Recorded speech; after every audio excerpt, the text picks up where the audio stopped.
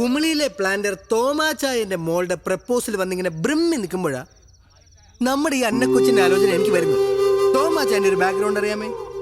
ഊട്ടിയിൽ 150 ഏക്കർ തേയില, കൊടകിൽ അതുപോലെ കാപ്പി, വയനാട്ടിൽ ഏലം, അങ്ങനെ എന്നാ എന്നാലും ഉള്ള പറയാലോ അയാൾ ഫ്രോഡാ.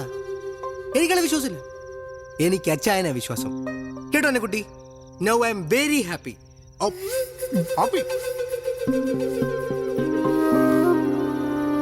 അന്ന ഒന്ന് വരൂ.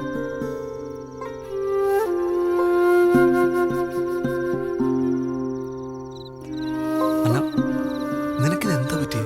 എനിക്കെന്ത് പറ്റാൻ? എടിയ താടിക്കാരൻ കിഴങ്ങന്റെ ക്യാരക്ടർ മനസ്സിലാക്കിയിട്ടാണ് നീ കല്യാണം സമ്മതിച്ചത്?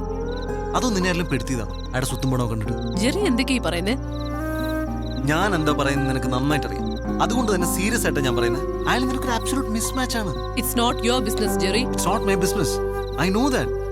പക്ഷെ എന്നാ നമ്മൾ കുറെ കാലം അറ്റ്ലീസ്റ്റ് നമ്മൾ നല്ല ഫ്രണ്ട്സ് ആയിരുന്നില്ലേ? എനിക്ക് നിന്റെ ക്യാരക്ടർ എന്താണെന്ന്, നീ എന്താണെന്ന്, നിന്റെ ആറ്റിറ്റ്യൂഡ് എന്താണെന്ന് ഒക്കെ നന്നായിട്ട് അറിയാം. അതുകൊണ്ട് തന്നെ ഞാൻ പറഞ്ഞു, നീ ഒരു മോശം ലൈഫിലേക്കല്ല ഒരു വൻ ദുരന്തത്തിലേക്ക് പോകുമ്പോൾ. പിന്നെ ഇതെല്ലാം കൂടെ വെച്ച് നോക്കുമ്പോൾ എനിക്ക് മനസ്സിലായി എന്താ അറിയും, നിന്റെ ഇച്ഛായനം പെട്ടിരിക്കുക. ഇത് നിന്റെ ലൈഫാണ്. നിനക്കിഷ്ടമുള്ള നിന്നെ മനസ്സിലാക്കുന്ന ഒരാളോടല്ലേ നീ ജീവിക്കണ്ടേ? പിന്നെന്തിനാ അന്ന് പിരിഞ്ഞേ? അത് ഒന്നിക്കാൻ, ഇവിടെ ഇങ്ങനൊരു സാഹചര്യത്തിൽ ഒന്നിക്കാൻ, ആ പെരട്ട താടിക്കാരനെയും നിന്നെ രക്ഷിക്കാം. അല്ല, ഇതിന്റെ കോൺസിക്വൻസസ് ഒന്നും ഞാൻ ആലോചിച്ചിട്ടില്ല. നീ എന്നോട് വരുമോന്നല്ല, നീ പറഞ്ഞു.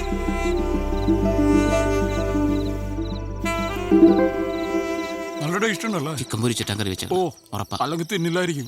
കൊള്ളാട്ടാ. എടാ ഞാൻ ഒരു മൂന്നാമത് ചോദിച്ചാൽ തരൂ? നെയ്മീൻ ഫ്രൈ തീർന്നിട്ടാ. ഇനി എന്നോട് ചോദിക്കാൻ പറയാൻ നിൽക്കരുത്. വെജ് കുടിക്കാത്ത. ഓ നീ കഴിക്കണല്ലേ? കഴിക്കടാ. നല്ല ചിക്കൻ ആണ്ടാ. നിനക്ക് ഫ്രൈഡ് റൈസ് ഇഷ്ടമില്ലേ? എടാവള് വരാൻ സമ്മതിച്ചു. ആഴേ അന്ന വരാൻ സമ്മതിച്ചു. ഇങ്ങോട്ട് ഓടാ. തമാശയാണോ? അവളെന്റെ കൂടെ വരാൻ സമ്മതിച്ചു. അത് അടിക്കാനുണ്ടോ കൂടെ? നീ ഒരു മേൽ തമാശ കളിക്കരുത്. അവളെന്റെ കൂടെ വരാൻ സമ്മതിച്ചു. നീയൊക്കെ കൂടെ മൂപ്പിച്ചിട്ടാണ് ഞാൻ അവളെ പോയി വിളിച്ചത്. അവളിപ്പോ എന്നോട് വരാന്ന് പറഞ്ഞിരിക്കുക. ഞങ്ങൾ വെറുതെ ലോകതത്വം പറഞ്ഞല്ലേ, നീ സീരിയസ് ആയിട്ടാ? ലോകതത്വം ഇതുമാതിരി പൂക്കൃത്തരം കാണിക്കരുത്. മര്യാദയ്ക്ക് എന്റെ കൂടെ വന്നു, ഞാൻ പോയി വിളിച്ചോണ്ട് വരാൻ പോകും. ഈ കേരളത്തിൽ ഇൻവെസ്റ്റ് ചെയ്തിട്ട് ഒരു കാര്യമില്ല. ഉള്ള പറയാലോ, എനിക്ക് ഈ മലയാളിയാണെന്ന് പറയാനേ ഇഷ്ടമല്ല.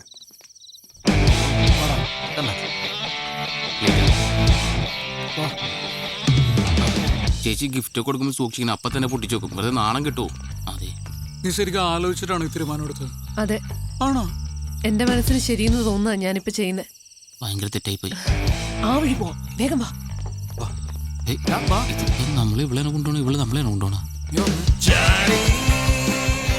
ഞാൻ വണ്ടി എടുത്ത് പുറത്തേക്ക് വരാം. നിങ്ങൾ അവിടെ വെയിറ്റ് ചെയ്യും. നിങ്ങൾ തൊഴിയോ? വാ, സൂക്ഷിച്ച് വാ വാ. നേരെ പൊക്കോ. അഥവാ ആരെയും കണ്ടിട്ടുണ്ടെങ്കിൽ ഇപ്പോഴത്തെ നടക്കാറിങ്ങിയെന്ന് പറഞ്ഞാൽ മായിട്ടാ.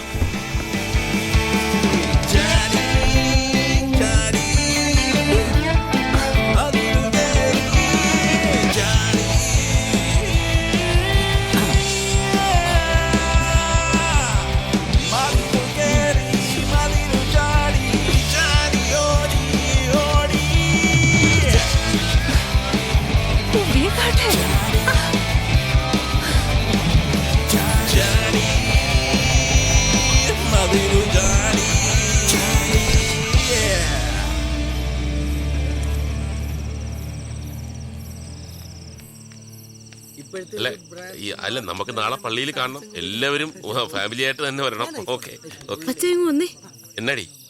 എനിക്കെന്തോ ഒരു പന്തികേട് പോലെ. എന്താ? അന്നേ കാണുന്നില്ല. കാണുന്നില്ലെന്നോ? ഒച്ച വെക്കാതെ. ഏയ് പ്രശ്നമൊന്നുമില്ല. നീ ആ ഫോണിൽ ഞാൻ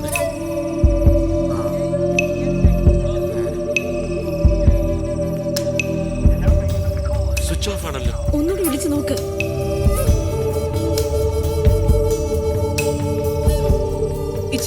ഈ വീട് മുഴുവൻ ഞാൻ നോക്കി. അന്നെ ഇവിടെ ഒന്നുമില്ല. നമുക്ക് വേഗം പോലീസിൽ അറിയിക്കാം. അയ്യോ അച്ഛയ, ഇനി എന്നെ ചെയ്യാ? ചതിച്ചോ? എന്നെ പോകുന്ന വഴിക്ക് വീടിന്റെ അവിടെ ആക്കണേ. ഇറക്കാം.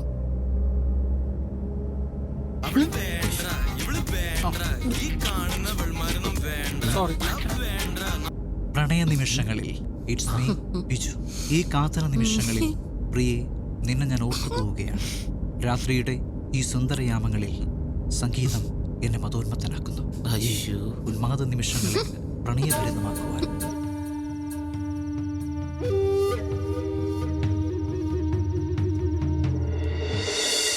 അജയോ ആ ഇതിനെത്ര വില? നീ ഫിലിപ്പച്ചായനോട് വിളിച്ചു പറ ആൾക്കാരുമായിട്ട് കോളേജ് ജംഗ്ഷനിലോട്ട് വരാം. ടോമിച്ചായ ആദ്യം നമുക്കൊന്ന് സംസാരിക്കാം, എന്നിട്ട് മതി.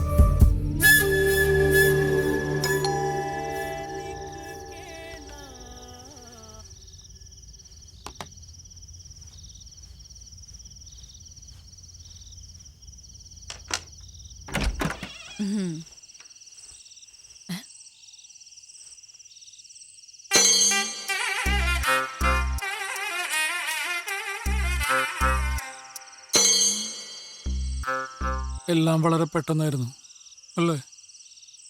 കൂടാൻ പോയതാ, കഴിക്കേണ്ടി വന്നു. ഇത് എന്റെ ഭാര്യ പ്രിയ. എന്താ ഇത് ഇത് അന്ന ശരിയാ. എന്താ മാധവ്, എന്താ കാര്യം? എല്ലാം കൈവിട്ടു പോയി. എനിക്കൊന്നും മനസ്സിലാവണില്ല. അത് ഇപ്പം അതൊക്കെ പറയാം, ആദ്യം ഞങ്ങളൊന്ന് അകത്ത് കയറട്ടെ. പേര് വരൂ വരൂ.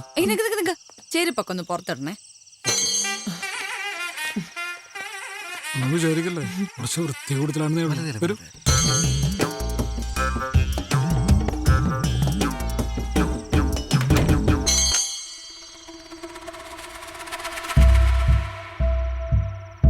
What have you done, Madhav? It's so unfair. ഇനി എന്താ ഉണ്ടാവാൻ പോണേന്ന് അറിയോ? കുട്ടി ഉണ്ടാവും അല്ലെ? കുട്ടി നന്നായി ആലോചിച്ചിട്ടാണ് നമ്മളുടെ ഒപ്പം വന്നിരിക്കുന്നത്. പക്ഷെ ഇത് വലിയ വിഷയമില്ല, നമുക്ക് സോൾവ് ചെയ്യാവുന്ന പ്രശ്നമുള്ളൂ. എങ്ങനെ സോൾവ് ചെയ്യുന്നാ പറയുന്നേ? എങ്ങനെ സോൾവ് ചെയ്യും? ഞങ്ങൾ വേണമെങ്കിൽ ഇവിടെ അടുത്തുള്ള ഏതെങ്കിലും ഹോട്ടലിലേക്കോ അല്ലെങ്കിൽ എൻ്റെ റൂമിലേക്കോ പോകായിരുന്നു അല്ലേ? ജെറി, ഇപ്പൊ നിങ്ങൾ ഇങ്ങോട്ട് വന്നോണ്ടല്ല ഞാൻ ഈ പറയുന്നേ. ഞാൻ പ്രാക്ടിക്കലായിട്ട് പറയാ. അതിന് ടെൻഷൻ ആവണ്ട. നമുക്ക് പോലീസിലൊന്ന് ഇൻഫോം ചെയ്താലോ? പോലീസിനൊക്കെ അവർ അറിയിച്ചിട്ടുണ്ടോ? ആ ഫോൺ ജെറി, ആ ഫോണും തന്നെ.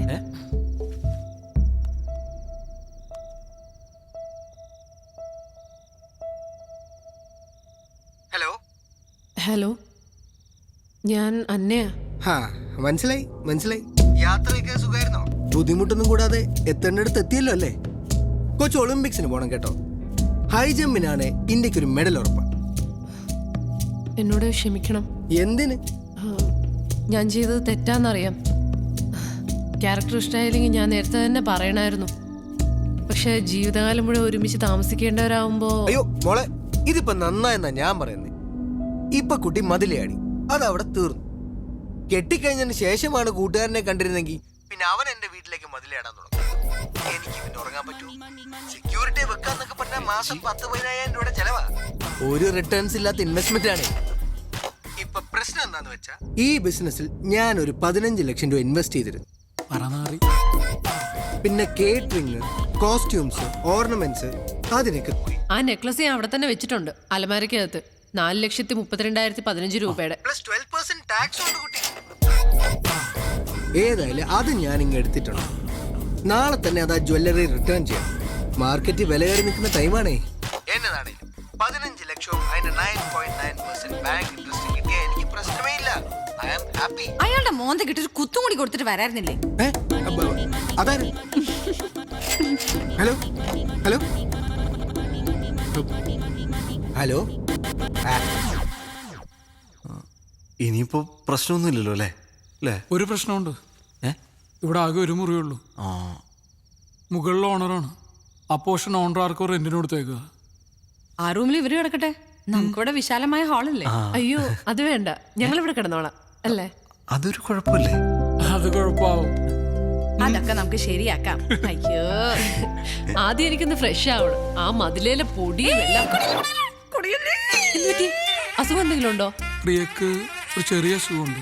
ന്യൂക്ലിയർ ബോംബ് വീണ് കഴിഞ്ഞാലും പ്രിയക്ക് യാതൊരു പ്രശ്നമില്ല. പക്ഷേ കുറച്ച് പൊടി പറ്റിയ അല്ലെങ്കിൽ വെച്ച സാധനം അങ്ങോട്ടും ഇങ്ങോട്ട് മാറിയിരിക്കുക, അത് സഹിക്കില്ല. ഇത്ര വൃത്തി കൂടിയ ഒരു ഭാര്യ ആയതുകൊണ്ട് എൻ്റെ അച്ഛനും അമ്മയൊന്നും വീട്ടിലേക്ക് അടുക്കാറേ ഇല്ല. ഹലോ. നന്നായി അല്ലേ?